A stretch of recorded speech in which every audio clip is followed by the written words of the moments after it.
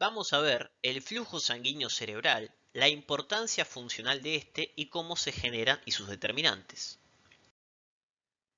El flujo sanguíneo cerebral es la cantidad de sangre que me llega al cerebro y es súper importante porque mi cerebro es un órgano noble que solo se alimenta de glucosa y no la puede almacenar, y además de eso es un aeróbico estricto, por lo tanto únicamente utiliza oxígeno. ¿Eso qué me quiere decir? Que yo necesito mantener constante las concentraciones de oxígeno y glucosa para que funcione correctamente mi cerebro o mi sistema nervioso central. Porque si disminuye la cantidad de glucosa o de oxígeno, eso haría que mi cerebro funcione menos o funcione en forma diferenciada. Por lo tanto, el objetivo de mi flujo sanguíneo cerebral, o lo más importante respecto al flujo sanguíneo cerebral, es que se mantenga constante. Yo quiero que reciba siempre la misma cantidad de sangre para tener siempre la misma cantidad de oxígeno y glucosa y que mi cerebro funcione siempre acorde a sus demandas o a sus necesidades. Como no puede reservar, no puede tener menos glucosa y no puede tener menos cantidad de oxígeno. ¿Y de qué va a depender ese flujo sanguíneo cerebral? Hay una fórmula que podemos utilizar para calcularlo y además para explicarlo. El flujo sanguíneo cerebral es igual a la presión de perfusión cerebral sobre la resistencia cerebral o de los vasos cerebrales. Presión de perfusión cerebral sobre resistencia cerebral.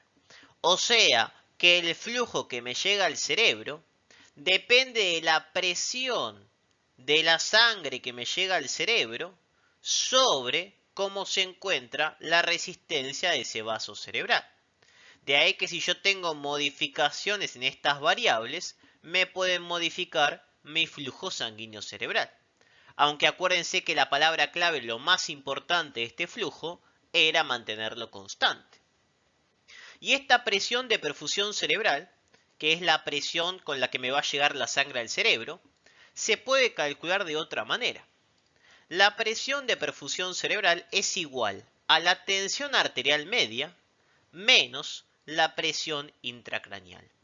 ¿Qué es la presión arterial media o tensión arterial media? Es la presión de la sangre desde que sale de mi corazón, menos la PIC, que se refiere a la presión intracraneal. Y pensemos un poco esta fórmula para no hacerlo todo de memoria. La presión de la sangre que me llega al cerebro va a depender de la presión que sale del corazón menos la presión que tengo adentro del cráneo.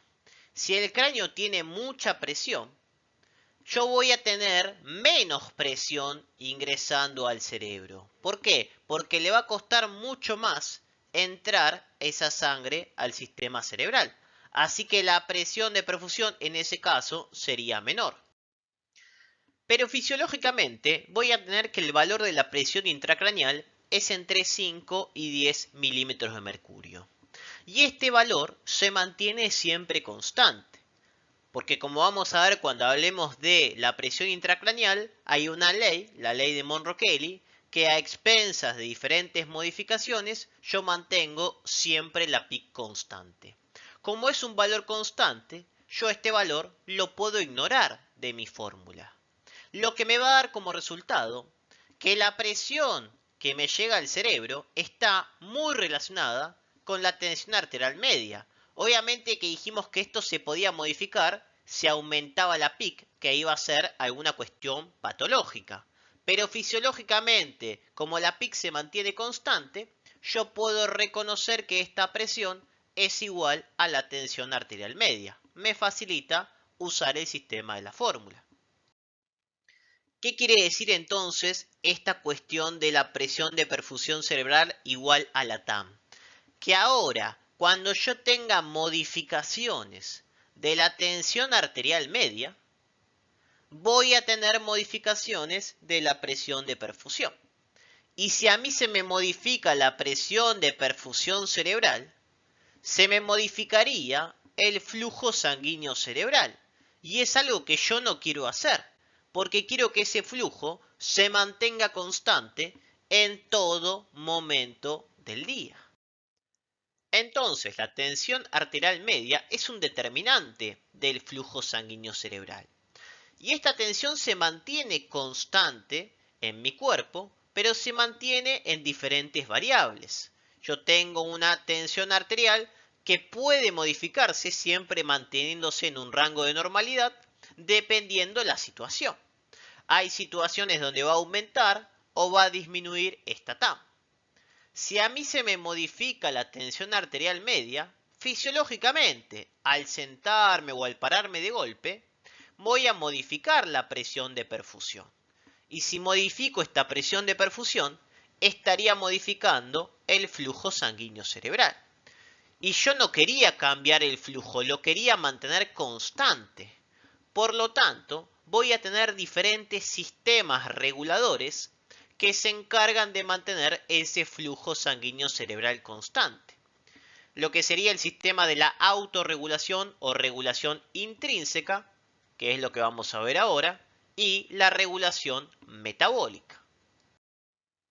Vamos a ver entonces la regulación intrínseca o autorregulación, en el cual mi cuerpo va a tener como objetivo mantener ese flujo sanguíneo cerebral constante.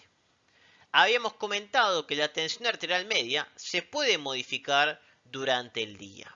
Imaginemos que yo tengo una disminución de la tensión arterial media, porque cambié bruscamente la posición de mi cuerpo, porque me paré de golpe, porque me moví rápido, cualquier situación física que me baje fisiológicamente la tensión arterial media.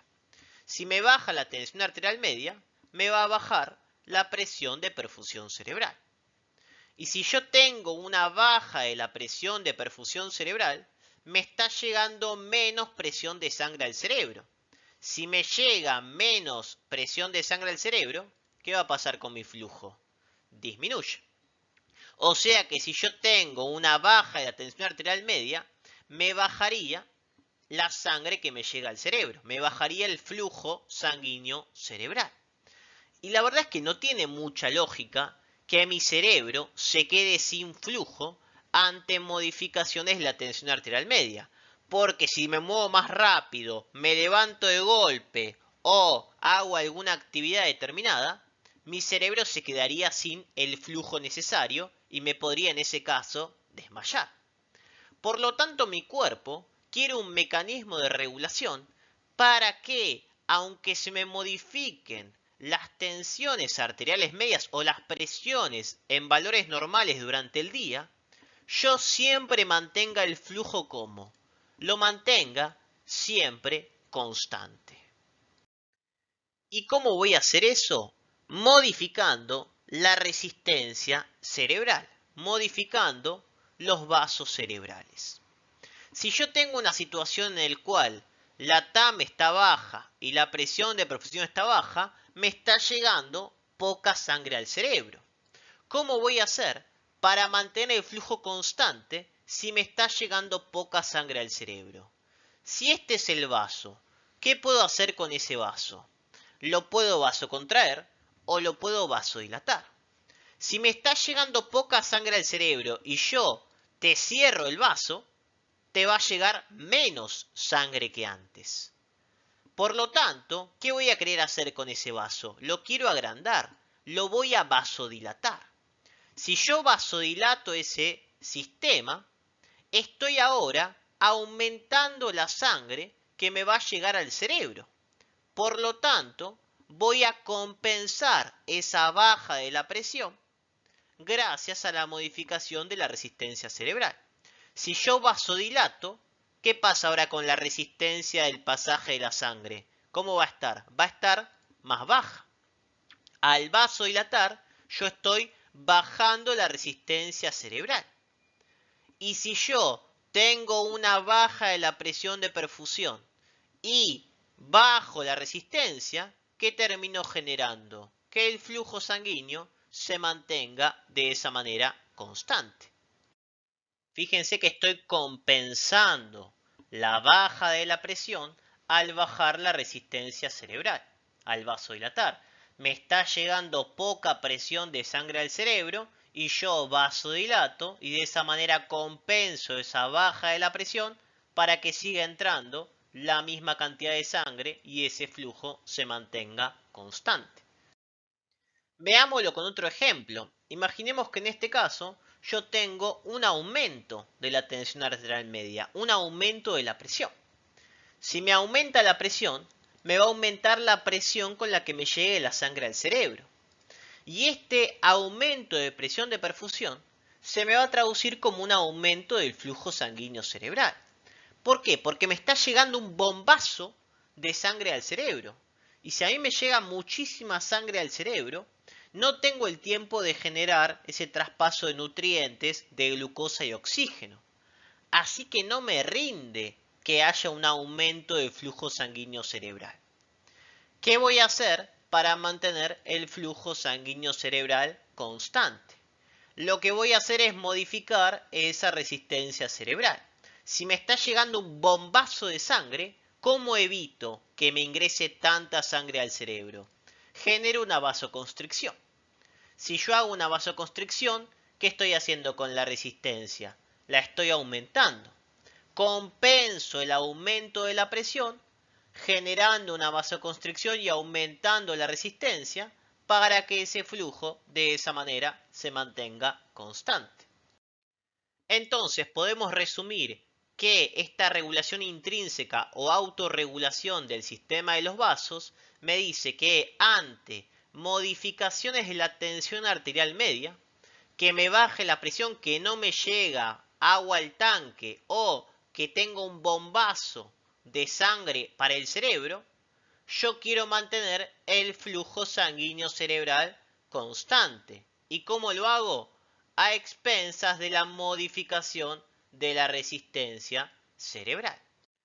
Por lo tanto, aunque haya cambios de la tensión arterial media, mi flujo siempre es constante.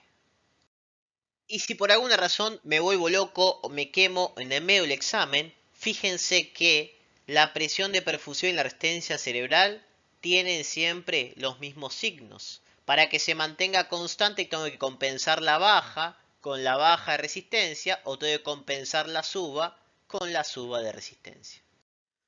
Y para cerrar este concepto, les agrego un caso en el cual ahora sí tomemos en cuenta la PIC, donde antes lo hacíamos ignorándola.